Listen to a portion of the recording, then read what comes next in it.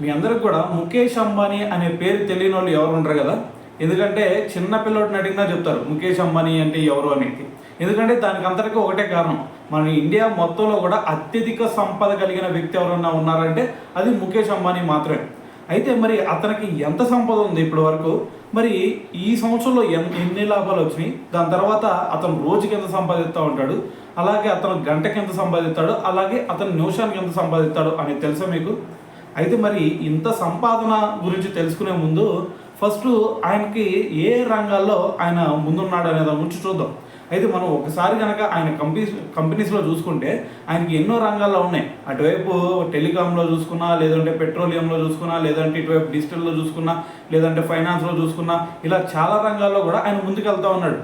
అయితే మరి లాస్ట్ ఇయర్తో పోల్చుకుంటే ఈ ఇయర్ చూసుకుంటే ఈ అన్ని రంగాల్లో కలుపుకొని ఏకంగా ఆయనకి 76% ఎక్కువ లాభాలు వచ్చినాయి పోయిన సంవత్సరంతో మనకి కంపేర్ చేసుకుంటే.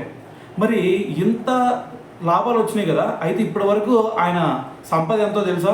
ఏకంగా 9 లక్షల కోట్లు. అంటే మనకి 5 సంవత్సరాల్లో ఒక స్టేట్కు ఉండే బడ్జెట్ అనమాట. సో మరి 9 లక్షల కోట్లు ఇప్పుడు ఆయనకున్న సంపద. అయితే మరి దీంతో ఆయన మనకి ఇండియాలో మాత్రమే కాదు, ఏషియా మొత్తంలో కూడా అత్యధిక సంపద కలిగిన వ్యక్తిగా అయితే ఇప్పుడు ఆయన ముందుకెళ్తాం జరుగుతుంది. అయితే మరి దీంతో మరి ఓవరాల్గా చూసుకుంటే ప్రపంచం మొత్తంలో కూడా అతను 15th ప్లేస్లో అయితే ఉండటం జరిగింది అత్యధిక కుబేర్ల జాబితాలు. మరి దాంతోపాటు ఆయన ఎంత సంపాదిస్తాడు భయ్యా అంటే, మరి ఒక్క రోజుకి కనుక మీరు చూసుకుంటే 623 కోట్ల రూపాయలు సంపాదిస్తూ ఉంటాడు ఒక్క రోజులో. మరి అదే లెక్కన కనుక మీరు ఒక గంటలో వేసుకున్నారనుకోండి, గంటకి 7 కోట్ల రూపాయలు సంపాదిస్తూ ఉంటాడు. మరి నిమిషానికి వచ్చేసరికి నిమిషానికి 2,35,000 రూపాయలు అయితే సంపాదిస్తూ ఉంటాడు. సో మరి దీన్ని బట్టి అర్థం చేసుకోండి మరి ముఖేష్ అంబానీ సంపద ఏ విధంగా ఉంది అనేది.